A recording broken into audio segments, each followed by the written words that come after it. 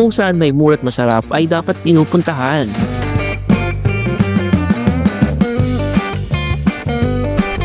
Kaya naman napasugod kami dito sa Barangay Mercedes Cabaluay Bypass Road para tikman ang nagsasarapang pagkain tulad ng kakabukas pa lang na shawarma legend at ang Twinnies Street Food na may special mi goreng ma. Kaya samahan nyo kami. Yan na!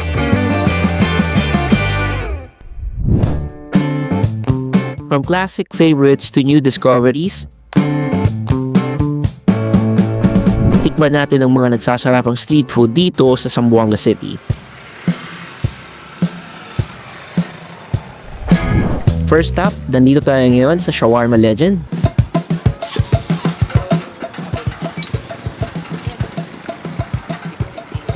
Alam nyo ba, ang kanilang shawarma ay pinaghalong karne ng baka at manok na may kasama na ring melted cheese.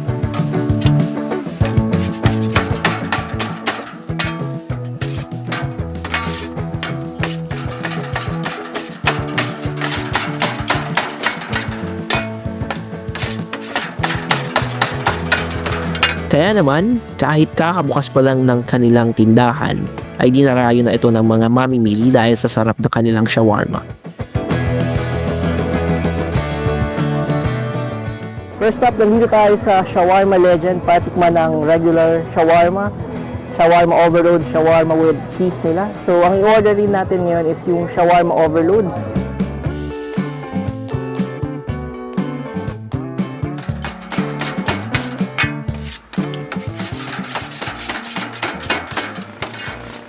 So, ako po si Kenny Etolia Elma. Ang business namin is shawarma. Ang pangalan po ay Shawarma Legend. So, meron kaming yung regular shawarma. Yung presyo is 75. May shawarma din kami na overload 100 at saka yung shawarma with cheese, melt na siya, melt na po. So, ang presyo po ay 85.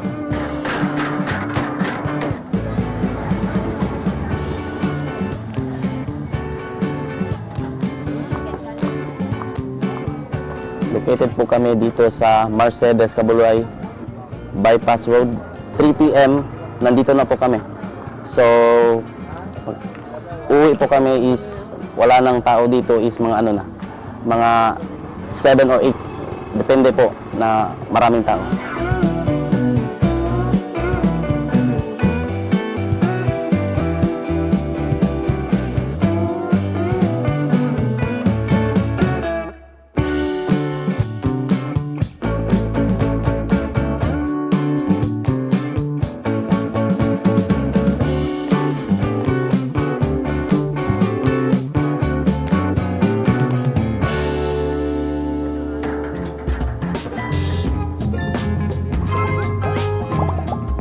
So guys, eto na yung in-order natin na shawarma overload galing sa Shawarma Legend.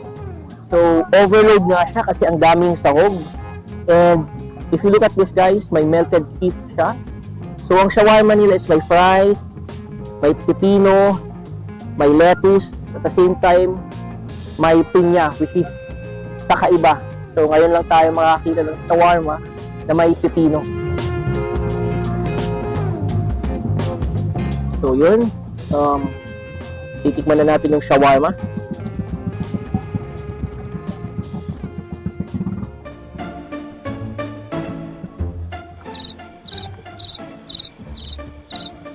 Masarap yung shawarma sauce nila.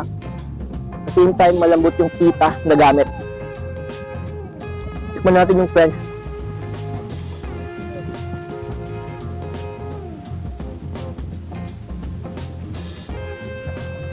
Malasa yung shawarma nila guys. Masarap yung sauce. Saka yung karne. Tamang-tama yung timpla. So, tikman uli natin.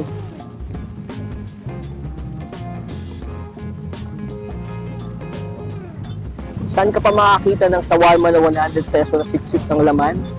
At the same time, may melted cheese.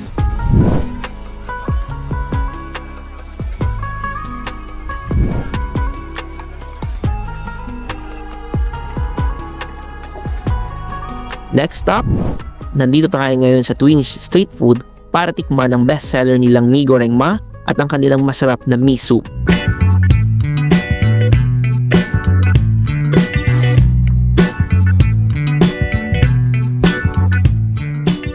Hello po, ako nga po pala si Nermina Maliki ng Twin Street Foods. Located po kami sa New Road diversion ng Mercedes Cabaluay. Open po kami for 2 p.m. until 8 p.m. po.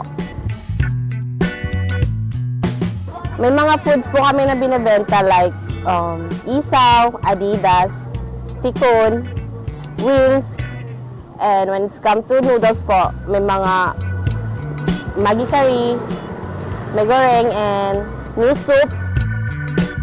Anytime po pwede po kayong bumisita at pwede nyo pong i-contact yung contact number ng Twinnies po.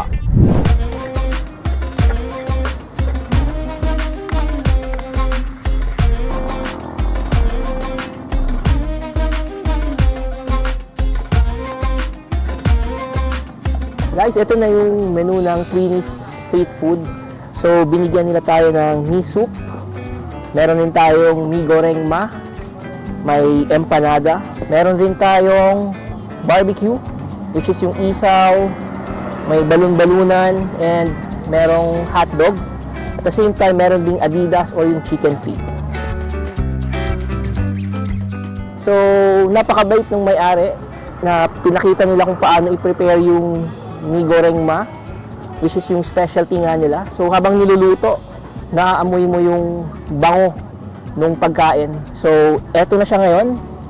So, once again, Mi Goreng Ma na with egg. So, tikman natin. So, tatabi ko lang muna tong ibang pagkain. So, titikman din natin ito maya-maya. Yun, after natin lagyan ng kalamansi yung Mi Goreng Ma, is hahaluin natin, tapos saka natin titikman. So, titikman na natin yung Mi Goreng Ma, which is yung prepare ng mismo ng may-ari kanina. So, first bite.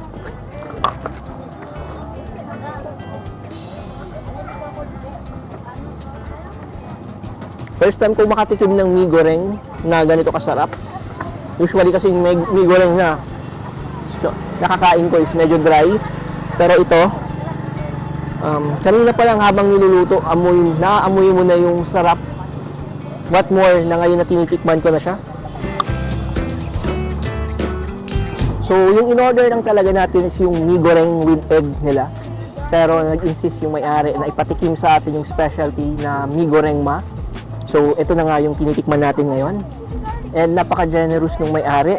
Aside sa Mi Goreng, again, pinatikim sa atin yung iba pa nilang menu like yung Mi Soup, yung empanada, and yung barbecue nila. After natin dito sa Mi Goreng, tikman naman natin yung Mi Soup nila. So yung Mi Soup is chicken broth na may sotanghon. At the same time, meron siyang hard-boiled egg and meron din siyang gulay na kasama. So tikman natin yung sabaw.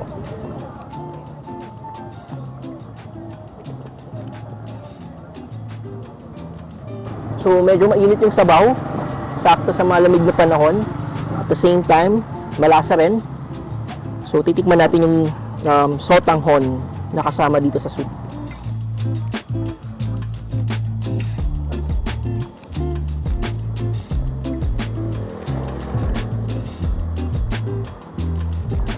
Lasang-lasa mo yung mga spices na nilagay nila sa soup nila. At the same time, yung freshness ng gulay. So, tikman natin din yung egg.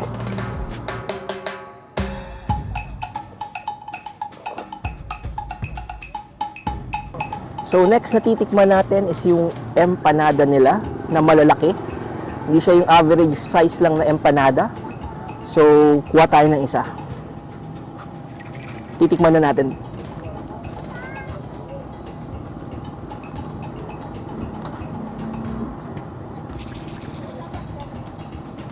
Napaka-crunchy nung empanada. At the same time, yung laman niya is gulay, which is good. Malambot din yung loob. So So, yun, nalagyan na natin ng sauce yung barbecue. So, ang unang titikman natin is yung paborito kong balon-balunan. Malasa yung sauce, at the same time malambot yung balon-balunan nila. Meron kasing balon-balunan na pag kinain mo is parang goma siya, na hindi madaling mapunit yung karne sa bibig mo. O pag ninuya mo, ito, isang nguya mo pa lang, yun, putol na kaagad sa bibig mo, and malalasahan mo talaga yung crunchiness and yung lasa ng balon-balunan.